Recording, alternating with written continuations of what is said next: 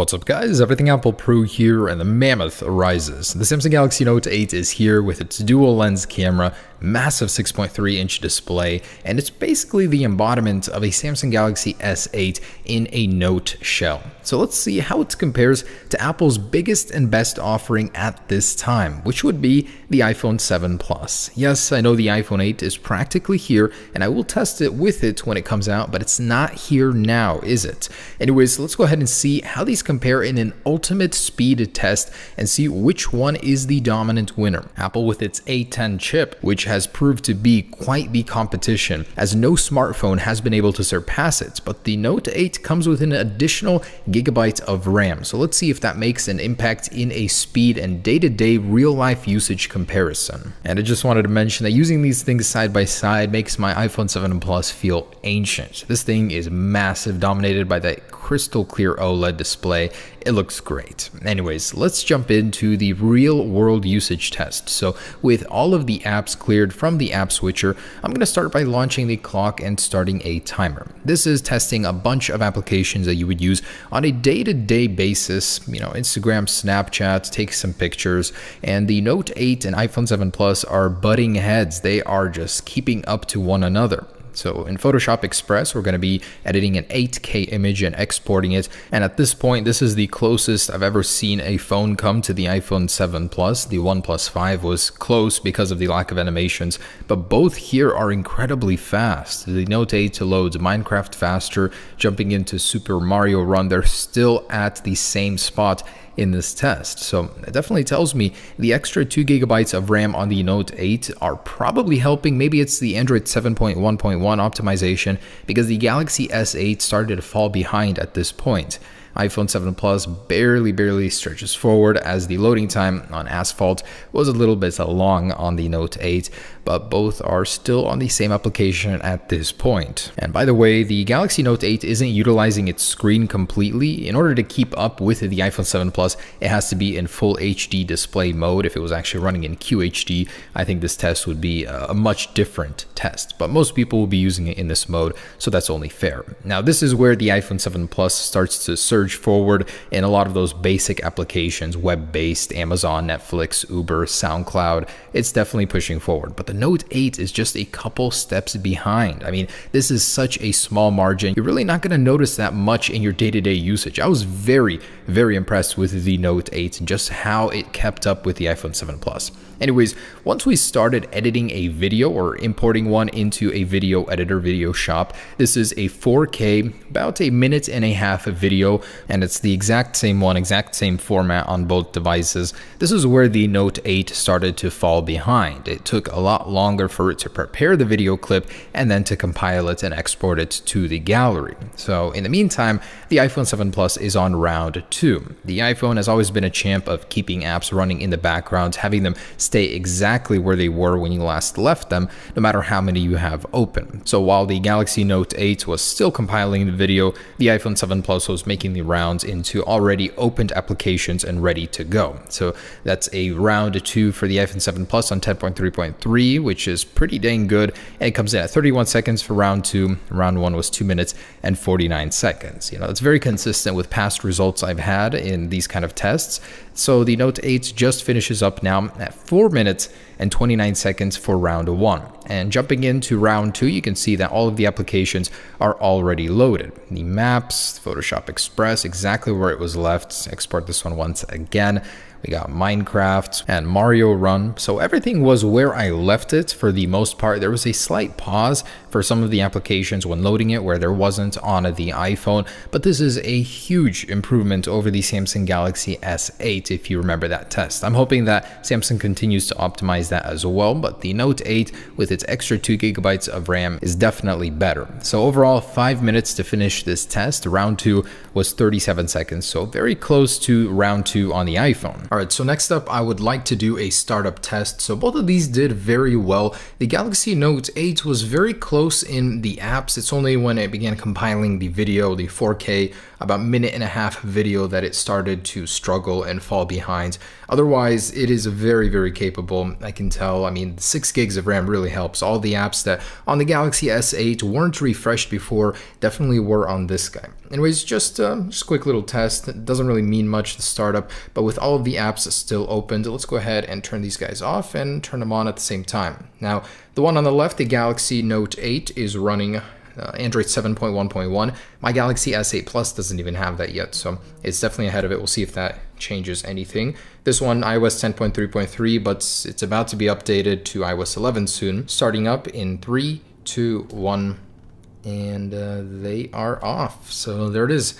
The newest Galaxy Note 8 versus the iPhone. Now this one has a 10nm processor, which is ahead of this guy. The iPhone 8 is going to get a 10nm one, but this thing is already ahead of it technically in the actual nanometer size. So wow, that was surprisingly quick. If it weren't for the T-Mobile logo, maybe it would have been more evenly matched.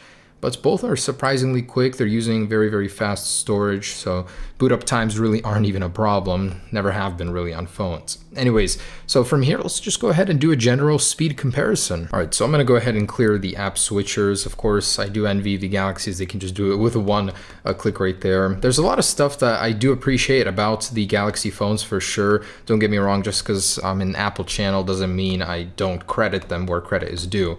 I love a lot of these smaller things that make life easier for sure. Anyways, let's go ahead and launch some of those applications side by side to get a more even representation. So Snapchat, 1, 2, 3. Wow, it actually loaded almost 2 times as fast on the Note 8. Instagram, 1, 2, 3. Definitely loaded faster. This one was still refreshing. On the Note 8, it was faster. So camera, 1, 2, 3. About the same there. Both very good. Google Maps, 1, 2, 3. Wow, on the iPhone, that one loaded faster for some reason. Photoshop Express, 1, 2, 3. And on the iPhone, loaded up faster. Cool. Minecraft, 1, 2, 3. And looks like, oh no, Galaxy Note 8. It was a little drawn out there, but did finish up faster. Mario Run, 1, 2, 3. So far, the Note 8 is owning the iPhone in most areas. That's crazy. Loaded here first. Wow, the processor definitely is very evenly matched in terms of gigahertz speed. This one is an octa-core, though this one is only a quad-core. 1, 2, 3. Definitely seeing that difference here. I was not seeing this with the Galaxy S8. I'm very impressed. Again, this one was a little bit more evenly matched, actually. Grand Theft Auto, 1, 2, 3. There's a little lag when you click on the app before it launches, which I don't like. But it is ahead on this one as well. All right, moving on to Zynga, 1, 2, 3, poker. And iPhone seems to be ahead, yes, on that one. Web-based app, Netflix, 1, 2, 3. And faster on iPhone, the web-based stuff. Very, very close test. I'm very surprised by the Note 8. Again, it is the newer version. It's not really competing with the 7 Plus anymore. It's supposed to be competing with the iPhone 8, and we'll do that test later on, of course. But for the most part, I'd say that individual app launching, it was faster for most apps. All right, so let's go ahead and do some browser tests using the native Chrome browser and Safari on the iPhone. So starting with reddit.com, 1, 2, 3. And the iPhone loaded that one just a tad bit faster. And CNN.com, 1, 2, 3. Again, the iPhone loaded that one just a second faster. Let's try Apple.com, 1, 2, 3. And of course, Apple's native hometown, it loaded first. Let's try Samsung, 1, 2, 3. And wow, of course, this one loads its hometown first, Samsung.com. Cool. All right, so next up, let's take a look at the Geekbench scores here. This is going to be a very close one. I'm very excited to see how they compare. So this shows the lowest speed 1.9 gigahertz cores, but it goes up to 2.35, which is very evenly matched with this guy. They both go up to that peak gigahertz speed. So let's go ahead and run this benchmark here. See what we got. All right, and here it is, the moment of truth. We're pretty familiar with the iPhones. Usually gets around 6,000 multi-core score and 3.5 single core score. I've seen it go up to 3,600. And it's about the same as the Galaxy S8, 1880 single core, and multi is about 6269. So it beats out the iPhone on multi, but then again, it has a octa-core processor, double that of the iPhone, and with half of the resources, it still makes do. I mean, look at that single core score, that's ridiculous. Very awesome to see some real competition in smartphones though. Anyways, one more, let's go ahead and do an Antutu. This will factor in the GPUs as well. And just for fun, I want to go ahead and test the actual temperature of these devices under full load like this, under benchmarks. So I want to see the hottest point on both of them. I mean, I know the Galaxy Note series hasn't had a very good history with heat and the battery issue. So let's see how hot this one gets. 99 degrees. Dang, I did not expect that. The iPhone heats up more than the Note 8 to 104.1. Maybe because it has less area for heat dissipation. It does have a bigger display. I don't know. Interesting. And wow, there is something I did not expect. The Galaxy Note 8 schooled the iPhone 7 Plus. About 46,000 more points in the Antutu benchmark. Last thing I wanted to test is the fingerprint sensor speed. Gonna be a pain with it on the back, but let's see how it competes in terms of speed. All right, now this may take a few tries. It's very hard to find that positioning on the back of this phone. It gets even harder than the S8 because it's larger. 1, 2, 3. Ooh, there we go. No animation like the iPhone. Gets in faster. 1, 2, 3. Definitely faster. Let's try screen on. And 1, 2, 3. Yeah, definitely faster here as well. It's the animation on the iPhone that kills it. All right, guys, so there it is. That is the Samsung Galaxy Note 8, a very capable device, but we're gonna have to see how it competes with its true competitor, the iPhone 8, in just a couple weeks here. Either way, Qualcomm Snapdragon 835, great processor. This thing definitely handles memory very well, doesn't reload apps like the Galaxy S8 Plus, a definite improvement over the S8 series. Hope you guys enjoyed this video. Stay tuned for more. Peace.